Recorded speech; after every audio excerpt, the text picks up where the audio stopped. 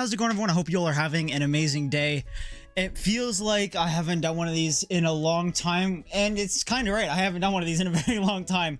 Last time I did a haul like this, it was 2022, and we're already almost 4 months into 2023. So, you know, I think it's time to get back into the hauls. I actually have had some money to buy some manga, and, you know, I decided to treat myself, and I got some special manga that I got under some special circumstances that I'll talk about when I get to it. But yeah, I think I have almost 20 volumes worth of manga here to talk about and show you guys some series I have been wanting to collect for a very long time, and series I've wanted to catch up to in a very long time. But I think I'm just gonna stop chatting shit before I start this video. According to YouTube, only 28% of you guys that watch these videos are subscribed. So if you like this video and you would like to see more, I would seriously appreciate just a little subscribe. Thank you very much. We're close to 1,000. We're grinding. We're getting there. You guys have been very much enjoying the recent videos and the recent streams, and so I'll try to stick to it. But yeah, let's start talking about some manga, shall we? Holy cow, it feels like I haven't talked about manga I picked up in a long... It feels like it's been years since I've done one of these. But first, we have a manga I literally just picked up today, like an hour ago. One I was kind of iffy to, but as I was scrolling through, it actually looks funny. And, you know, I'm usually a hater of this person's manga. But, you know, I decided, you know, maybe that certain work isn't my favorite, but I might like some other short stories they've made, and that is 17 to 21 by Tatsuki Fujimoto. Again, I'm not a Tatsuki Fujimoto fan. Recent Chainsaw Man chapters have been good, but other than that, I'm not the biggest Chainsaw Man fan. Look Back was very good. I'm very excited for Goodbye Eri. So I realized, you know, I might like everything else about Tatsuki Fujimoto except for Chainsaw Man. So I decided, you know what, I'm gonna give this a shot. Might as well. I saw one panel that I thought looked absolutely fucking hilarious, so I decided to give this a shot, and I can't say too much about it. I believe the other half of this is coming out next month, which is very soon. Super excited to read this. It'll be a quick, short read, but one I'm kind of excited for. Next, we have one you guys know me as, the JoJo Geek, and I had to pick this up. I don't know if I showed this in my last haul. I might have. If so, I apologize, but I've put manga in this haul that I bought months ago that I don't think I've talked about, but I might have. So if I have, please let me know down in the comments, and you know, I'll put a little disclaimer, stuff like that. But that is Thus Spoke Rohan Kishibe Volume 2. I don't think I talked about Volume 2 yet. I have Volume 1, and I did talk about Volume 1, but I don't think I talked about Volume 2. I could be completely wrong, but you know, I'm gonna talk about it again, you know, because I'll take anything I can get to talk about JoJo's. I'll take it. I will not say no. You guys know JoJo's is like one of the most influential things to ever come into my life. I'm gonna go more in depth about that in a future video soon-ish, I hope. But this was very good. I love Rohan. Rohan is one of my favorite characters. If you guys have read the recent Part 9 chapter, you guys know how funny this is. Spoilers for Part 9, because I want to talk about Part 9 for a minute. Spoilers. JoJo's Part 9, JoJo Lands Chapter 2 dropped about 2 or 3 weeks ago. No, I think about a week ago. Who was revealed at the end of the chapter? It is no one other than Rohan Kishibe. He's back and better than ever. He doesn't look any different than when he did into Part 4. I'm so excited to see what Araki does with his character in Part 9.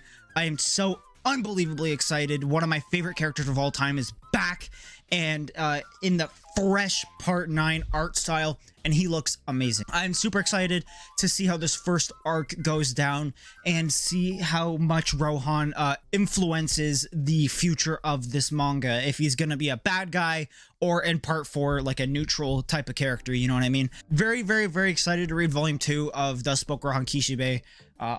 It's Rohan. I'm gonna love it. Like, there's no question. Next, we have a manga that was a pretty big impulse buy, but I picked up because it looked really fucking funny, and that is Under Ninja Volume 1. Now, I have already read this, and it was okay. I kind of regret it, because while the art is good, done by the creator of I Am a Hero, Kengo Hanazawa, I really wasn't a big fan of the plot. I didn't understand what was going on 90% of the time. I mean, the art's cool. I mean, it's kind of funny, But other than that, I don't know, there's something about this manga that doesn't sit right with me.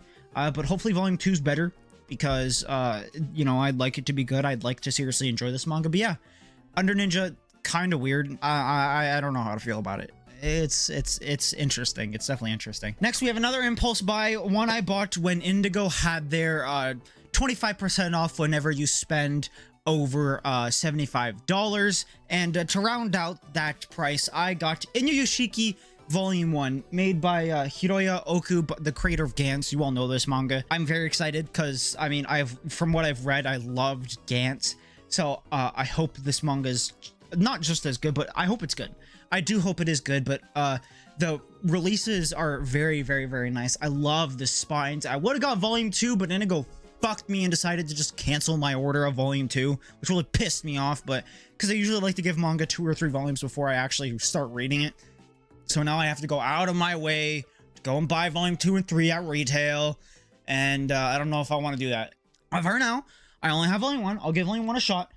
I'm not going to let that stop me from reading this, because I do definitely want to read it, because it is definitely a manga that piques my interest, and one that has a really interesting plot line, but one that I'm super interested in. So yeah, Inuyushiki. I know nothing about it. All I know it's by the creator of Gantz. Cool.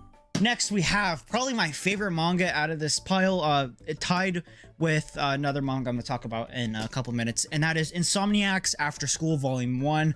Now, recently, I have to give a huge shout out to my local card and comic book shop called The Comic Book Shop. They have absolutely been hooking me up with some amazing releases early.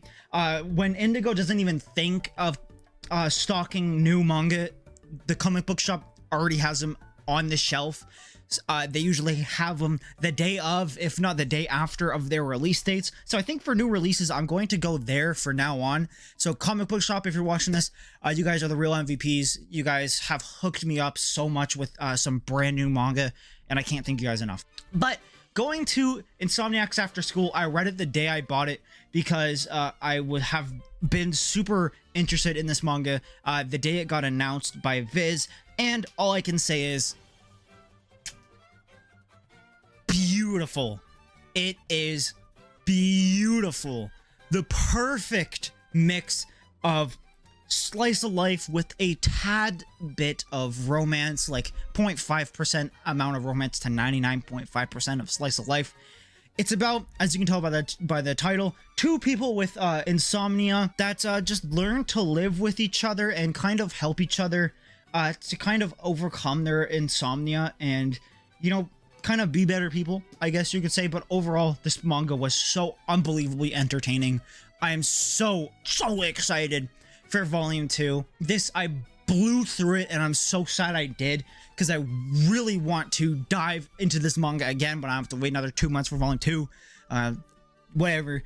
But, oh, it's just so good. Definitely really one of my favorite reads as of recent. But yeah, that's Insomniacs After School. Another release I got from the comic book shop, along with another manga after this one. One that kind of has disappointed me. One that has been hyped up a lot for me, that I didn't really think was all that good, and that is Children X. I know there are going to be so many people that come after me for that, but I don't think, first of all, let me get this true, I don't think it was bad. I thought it was enjoyable, but it's just not that good from what my friends have been saying it is. It's not that good, at least in my personal opinion. The one thing I think that was really holding this manga back, and if they just got completely rid of it, would have made this so much more enjoyable, is the quote-unquote dark humor. I think Sui Ishida, stop with the humor. You're not good at humor. You're not good at humor. You're not good at dark humor. You're good at creating really dark and gruesome stories. So don't do that and then add dark humor. You know, it really throws the story off for me. It really made it so awkward to read sometimes.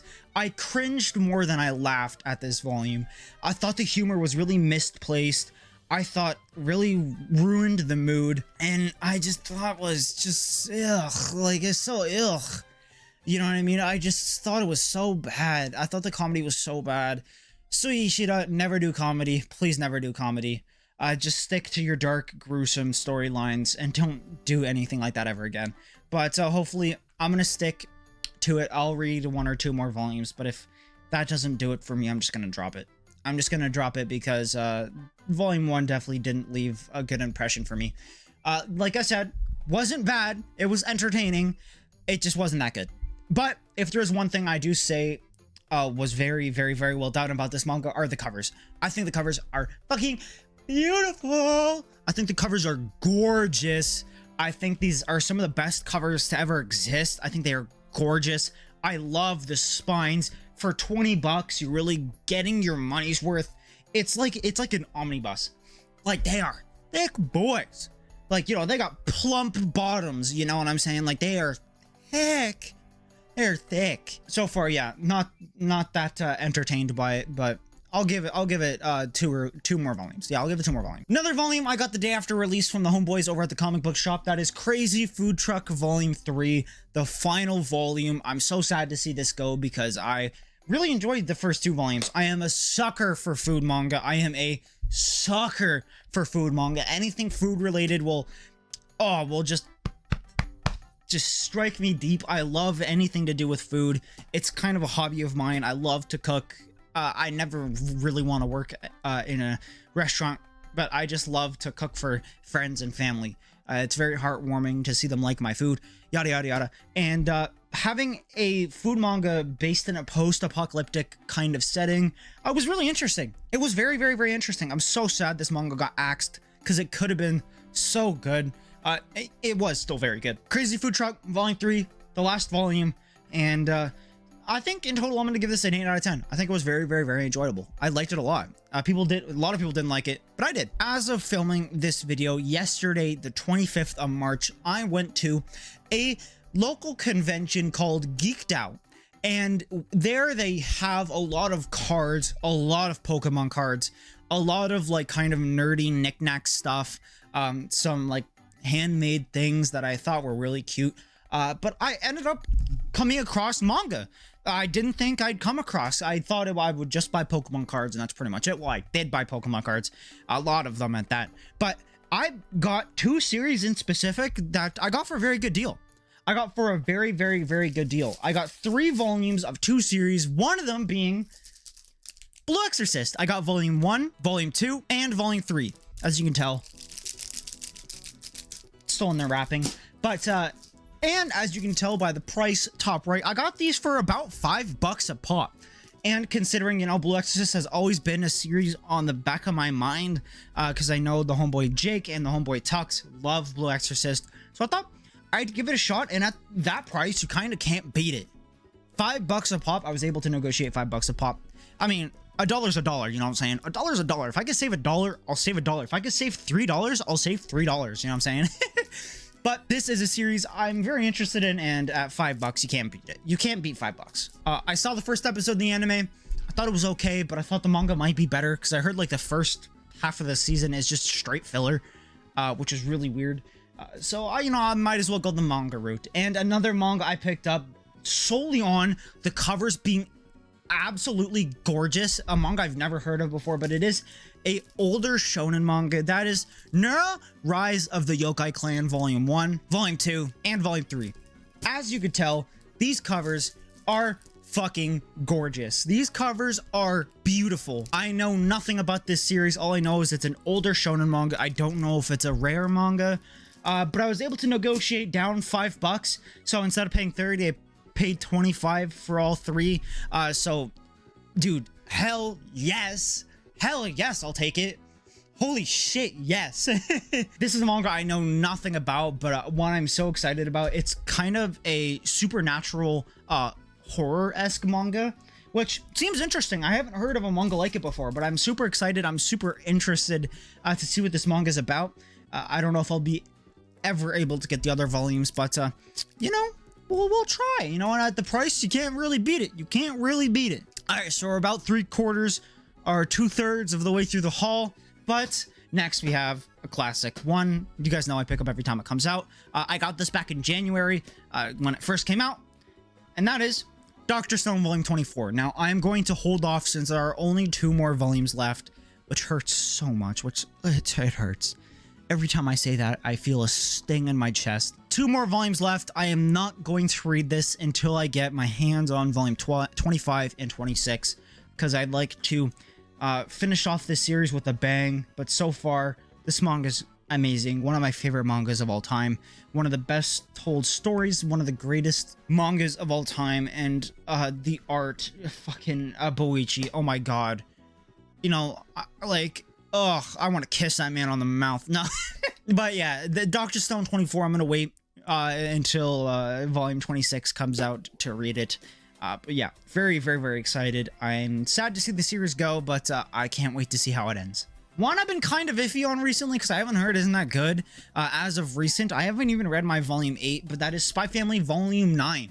I mean, I've loved Spy Family ever since the first volume came out back in June of 2020, and I've been picking it up ever since, and I just love it. I think it's amazing. I love it so much. So we'll see how the recent volumes are.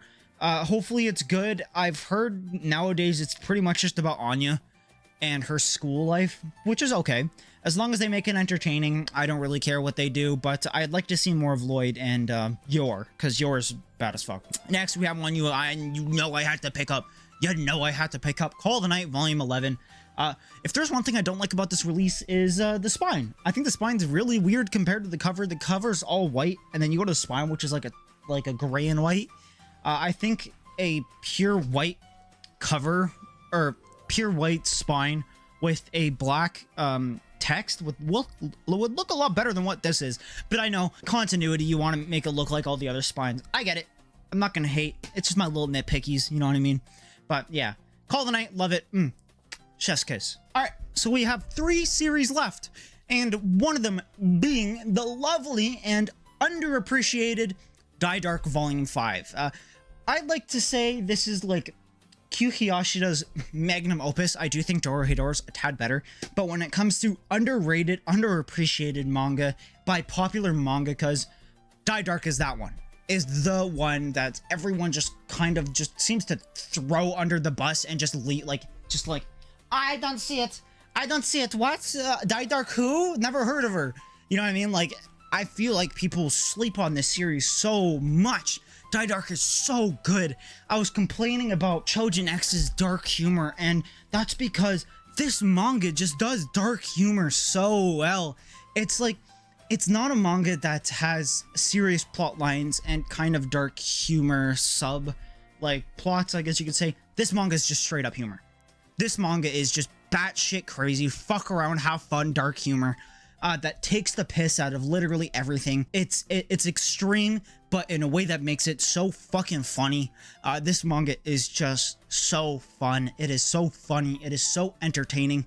I have to say, this is probably my favorite cover and spine of the whole series. The white and blue just...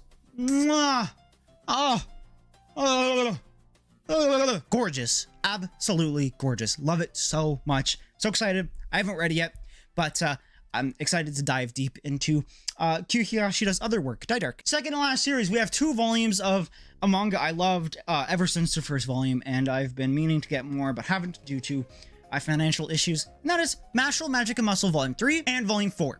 I had to. I love Mashle. Mashle's amazing, and with that 25% off whenever you spend $75 or more at my local Indigo, I thought, you know what?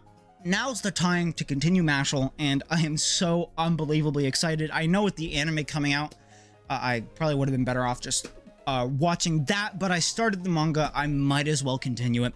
Mashle, I think, has a great mix of really good art and like really funny moments. I think the character reactions are really well done. I think they're like really stupid, but I mean that in a very good way. But yeah, very excited to see the future of this series and the kind of arcs it entails. Last but certainly not least, we have a manga that I think everyone a fan of the slice of life genre should read, and that is Skippin' Loafer Volume 3, 4, and 5. I absolutely fell in love with this manga the second I read and finished Volume 1. I immediately bought Volume 2, and then financial issues, stuff like that, I couldn't buy the rest. And with the anime coming out, I think now's the time to get this manga because it is gonna go, and it is gonna go fast. If you've been thinking about getting this really cute looking and just very wholesome manga, now is the absolute time to go get it. You shouldn't hesitate. If it's been on your list, go get it, please. It is so good. It is so good. The mangaka's art style fits the setting she's trying to make so well. It's so comfy, and with that 0.5% of romance, it's the perfect mix of something super relaxing, super funny, and something super cute. If you haven't gone to pick up this manga yet, please do yourself a favor. And if you're a fan of the slice of life genre, you are doing yourself a disservice. Please, I feel like after a minute, after a couple more volumes come out, this might enter my top 10, maybe even my top 5. It's just so good. Yeah, that's it. What have you guys collected this month? Please let me know what you think of my haul down in the comments down below. I love you guys. I'll see you on the next video. Peace, take care, love y'all.